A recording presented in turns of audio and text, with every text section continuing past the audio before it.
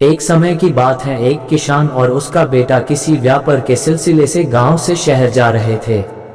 शहर उनके गांव से काफी दूर था, इसलिए किसान ने अपने साथ एक गधा लिए हुआ था और पीठ पर किसान ने अपना थोड़ा सामान रखा हुआ था। जैसा कि शहर गांव से काफी दूर था, दोनों बाप बेटे पैदल चलते चलते काफी थक चुके थे।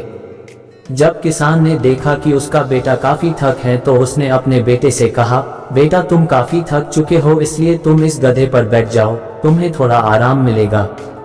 अपने पिता की ये बात सुनकर किसान का बेटा उस गधे पर बैठ गया और गधा उसे लेकर चलने लगा।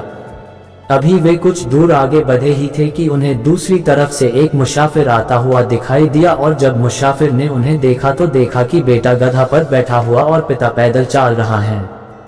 तब मुसाफिर ने उनसे कहा कि कैसा बेटा है जो खुद आराम से गधे पर बैठा है और पिता को गर्मी में पैदल चलवा रहा है।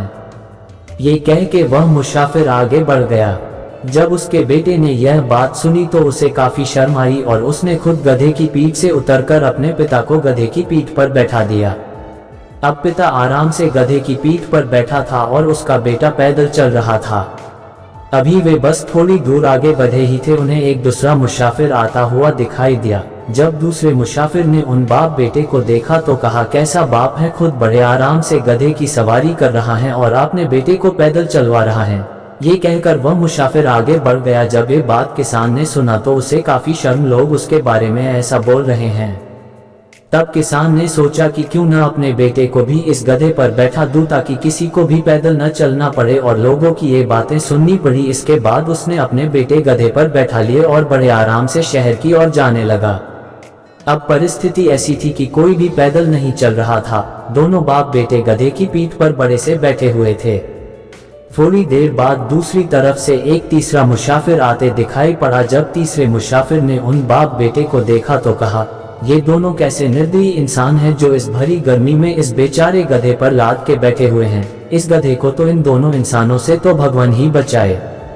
ये कहकर वह मुसाफिर भी चलता बना।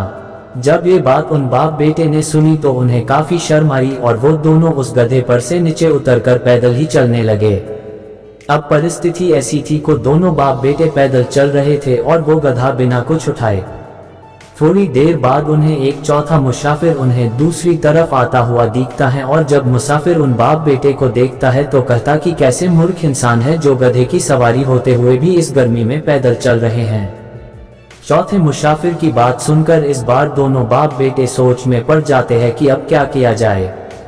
अगर बेटा गधे पर बैठता है तो लोग उसे बुरा कहते हैं, और अगर बाप गधे पर बैठता है लोग उसे बुरा कहते हैं, और अगर दोनों साथ बैठ जाए तो लोग उन दोनों की बुराई करते हैं, और अगर कोई न बैठे तो लोग उन दोनों मूर्ख कहते हैं। इतने में एक पांचवा मुसाफिर आता है और उन दोनों की बातें सुनकर उन्हें बताता है कि देखो भाई, ये दुनिया है और यहाँ हर इंसान अलग तरह की बात करता है, और किस किस की बातें सुनेंगे।